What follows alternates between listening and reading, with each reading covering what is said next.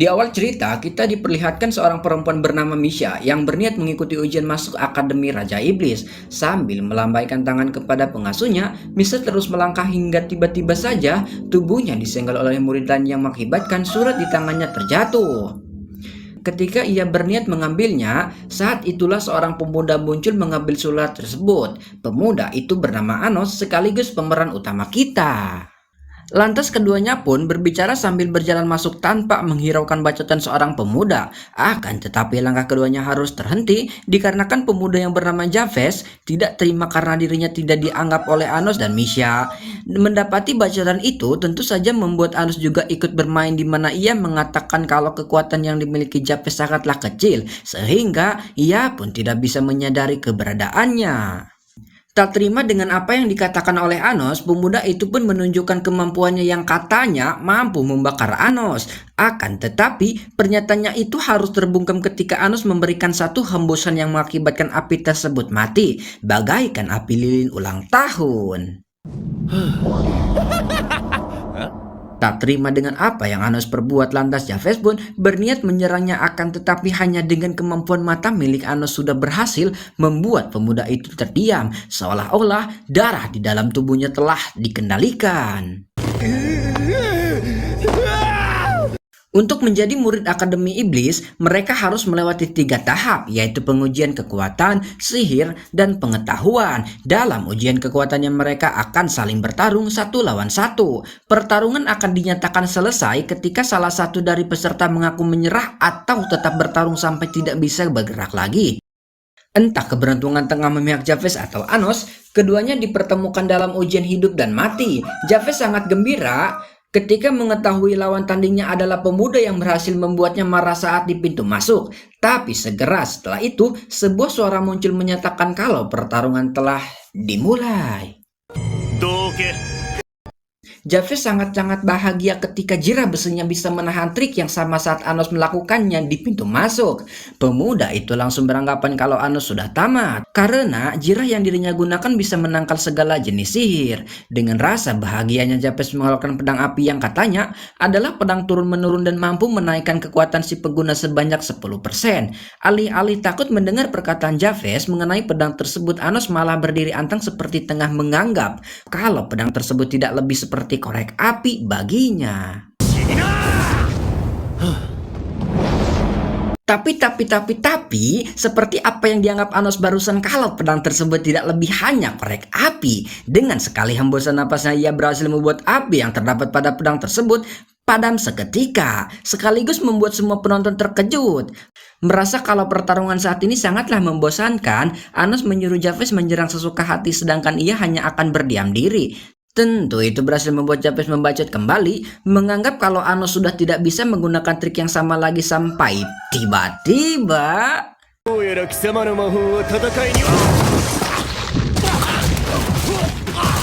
semua orang sungguh tidak menyangka dengan apa yang mereka lihat saat ini. Kondisi Javes sungguh sangat mengenaskan, banyaknya rembesan darah yang keluar dari kepala sampai ujung kaki. Yang semakin tidak dimengerti oleh semua orang adalah Anos tidak bergerak sama sekali. Tanpa mereka ketahui, Anos mampu membunuh lawannya hanya menggunakan detak jantung miliknya. Meski sakaratul maut berada di depannya, Javes masih saja membacot menantang Anos dengan berkata kalau pemuda di depannya itu hanya bisa menggunakan sihir penekan. Lantas Anos yang mendengar perkataan itu langsung saja menerjang Javes sambil menawarkan sebuah taruhan. Apabila dirinya gagal membuat Javes menyerah, maka ia akan mengundurkan diri dan menganggap kalau pertarungan ini dimenangkan oleh Javes. Bahkan mereka membuat sebuah kesepakatan resmi yang biasa dipanggil Zeto. Kalau belum tahu mengenai lingkaran itu, saya jelasin sedikit ya. Lingkaran itu bisa dibilang adalah sebuah kontrak hidup dan mati yang dilakukan kedua belah pihak. Jika salah satu dari mereka ingkar janji dengan kesepakatan yang telah ditentukan, maka orang yang ingkar itu akan mendapatkan malapetaka atau bisa lebih, yaitu kematian. Nah, udah paham kan? Kita lanjut ya. Tentu dengan senang hati Javes melakukan perjanjian itu, karena ia pede dengan dirinya yang pasti tidak akan pernah mengucapkan kata-kata menyerah, akan tetapi ucapannya itu harus terpotong oleh tiba-tiba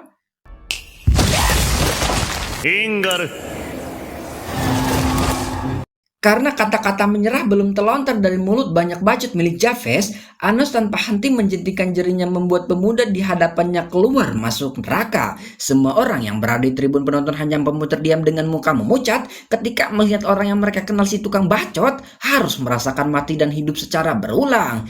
Tentu saja apa yang saat ini Javes alami juga mampu membuatnya tertekan, bahkan mungkin ia sudah masuk ke tahap hampir gila jika saja tidak memilih menyerah.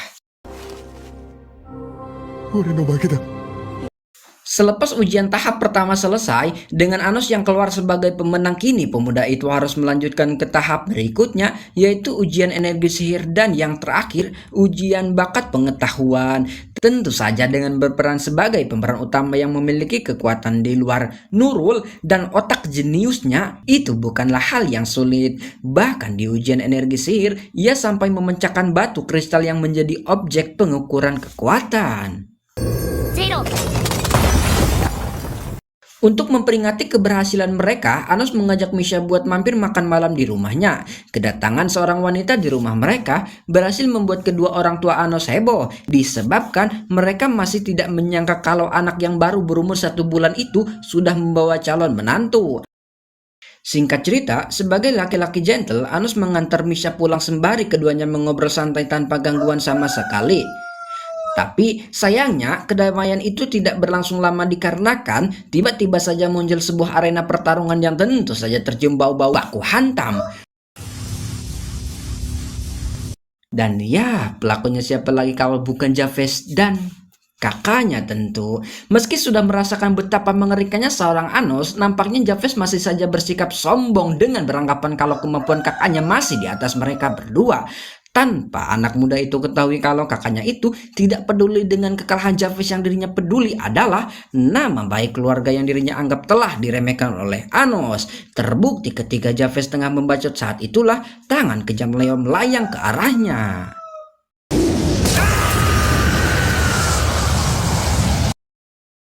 Tindakan yang dilakukan Leo tentu saja membuat Anos dan Misha sedikit tidak percaya, dikarenakan mereka tahu kalau keduanya itu adalah kakak beradik. Tentu alasan keduanya mendatangi Anos dikarenakan kekalahan Javes tadi siang. Tapi asumsi itu langsung terpatahkan oleh perkataan Leo yang hanya menganggap kalau Javes adik yang tidak berguna dan hanya bisa dibikin malu keluarga Indu. Maka dari itu ia lebih baik membunuhnya. Setelah melakukan pembunuhan terhadap Javes, Leo mengisyaratkan semua bawahannya buat berhafal sihir gabungan. Sayangnya aksi mereka semua tidak diperkenankan terjadi oleh Anos, yang membuat semua orang tidak bisa mengendalikan sihir mereka, lalu berujung ledakan.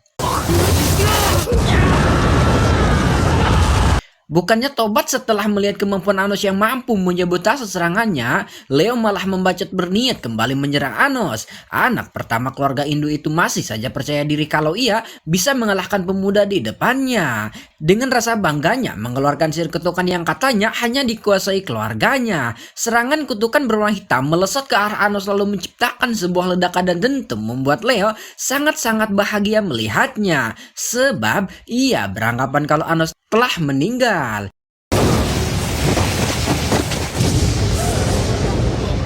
Sayangnya harapan Leo mengenai Anos yang telah mati seketika sirna ketika semua asap menghilang, memperlihatkan Anos yang berdiri kokoh tanpa bergerak sedikit pun. Alasan kenapa serangan Leo tidak mempan terhadap Anos disebabkan sihir tersebut tidak akan berguna terhadap asal muasalnya sendiri, atau kata lain, sihir yang barusan itu diciptakan oleh Anos di masa lalu.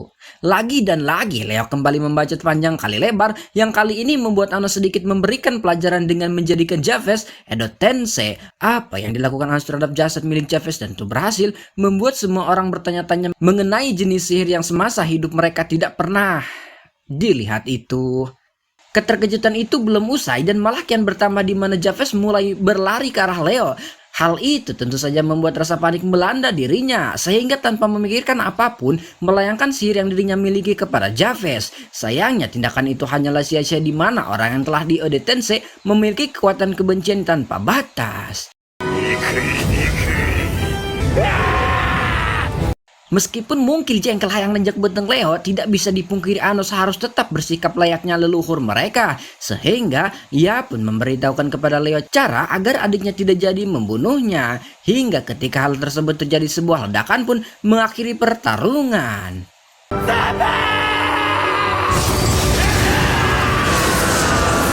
Sejatinya alasan dari Anos melakukan ini dikarenakan ia ingin melihat sejauh mana rasa kekeluargaan yang dimiliki anak cicitnya di masa sekarang. Namun setelah melihat kejadian barusan, Anos sungguh kecewa dibuatnya.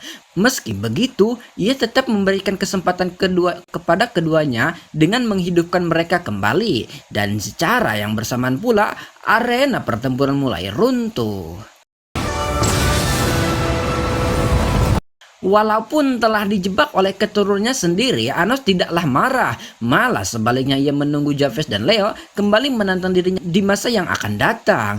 Itu pun jika keduanya sudah memiliki kekuatan dan keberanian. Sayangnya setelah menyaksikan betapa OP-nya Anos, keduanya sudah kena mental dan enggan berurusan dengannya lagi.